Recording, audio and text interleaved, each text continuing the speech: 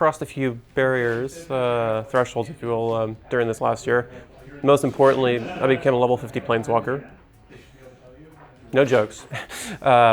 Luis's 2 top 8s back to back, like that's just such an incredible feat, and especially after his dry spell, like having him like return to like, you know, the make up for lost time in terms of like, you know, the rate he should be winning at was just awesome.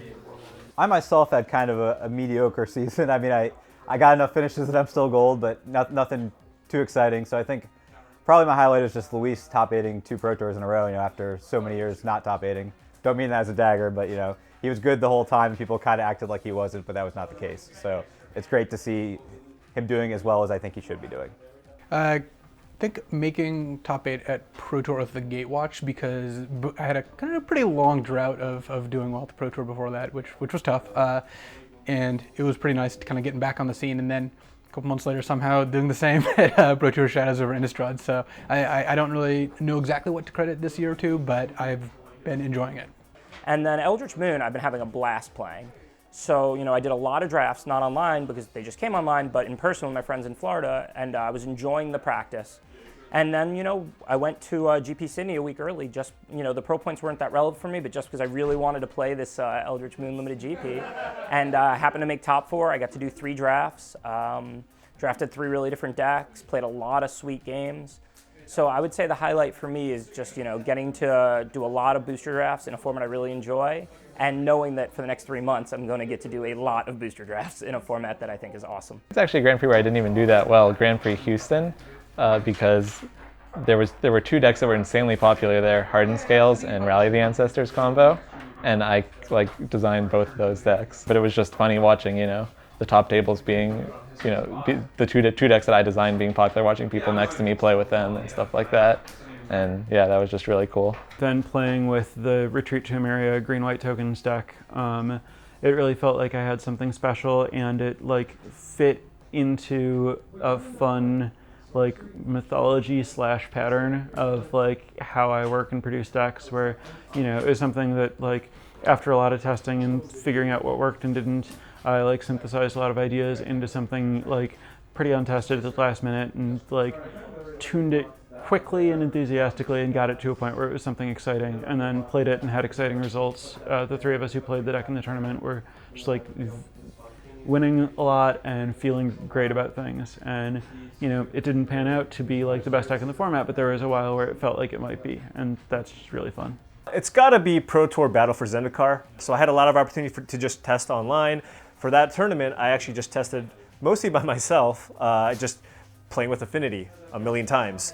And my team, the rest of my team was like, Paul, you should play this Eldrazi deck, it's broken. And I was just like, I'd never played with the deck because I told you guys I wasn't going to play the team deck when I'm testing. So I just, you know, sleeved up Affinity, and, you know, everybody on the team was just like, yeah, well, if we didn't break the format, we would play Affinity. And I'm like, all right, well, I'm too afraid to play this deck, so I'm going to play Affinity, see how it goes. And fortunately, all the testing paid off, and I managed to get 11th place at the Pro Tour. Winning GPDC. I mean, I was basically off the train. You know, was pretty much not gonna be on track to attend another PT, and then winning that queued me for Madrid and got me silver again.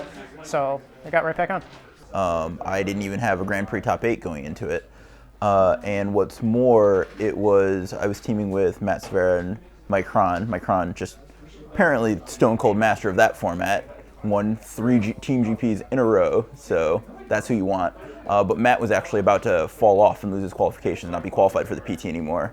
And this was right before Madrid. This was his last chance to qualify, and then we won, which was a multiple qualify for him. So now he's just on again, and it was just perfect. It was excellent. I think the highlight was definitely getting back qualified. So I was silver this past year, wasn't qualified again right now, and just through a string of good GP finishes, I managed to get back here. And it was a real highlight for me because my best friend in the whole world is Gabby Sparts. Worked together in Chicago the last 5 years, and now she's gotten an opportunity to do Magic coverage at the Pro Tour level. So just the idea of getting to come to a Pro Tour where my best friend is doing coverage, and we started out playing F&Ms together, just like playing like kitchen table Magic, like literally didn't know what Magic cards did.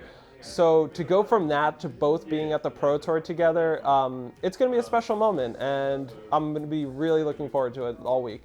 start off the season, I wasn't qualified for anything. I was just a kid living in California, went to a local GP and ended up playing Abzan Aggro and qualified for the PT. And then from there, I was like, okay, my goal is to try to qualify as many Pro Tours as I can this season. Immediately hit silver off of going 11-5 at Pro Tour Battle for Zendikar, playing Red Green Landfall. And since then, I was able to like ramble off a bunch of great GP finishes, get to gold. Now I'm on 38 points going to last Pro Tour of the season. So if I 12-4, I hit platinum. If I top 8, I might go to Worlds. So I mean, I'd be lying if I said my goal wasn't to go to Worlds. Wizards actually gave me a special invite for PT Sydney, which is like a great honor. I was just really kind of taken aback. Sydney's my hometown. I grew up here. I started playing Magic here. I helped the community here, and so it was great to just come back for some hometown tournaments. Obviously, Grand Prix Sydney was leading up to this Pro Tour, so it's like, okay, well, I'm going to come back for that as well. And I would say, I mean, really the highlight of the year was that I made top 8 of Grand Prix Sydney. I mean, it was just, I haven't made a top 8 of a Grand Prix for almost 15 years, and so it's just been a long time coming. It's a great homecoming. I mean, I hope it's a great lead up to the actual Pro Tour itself, but it's definitely been the best memory I've had this season.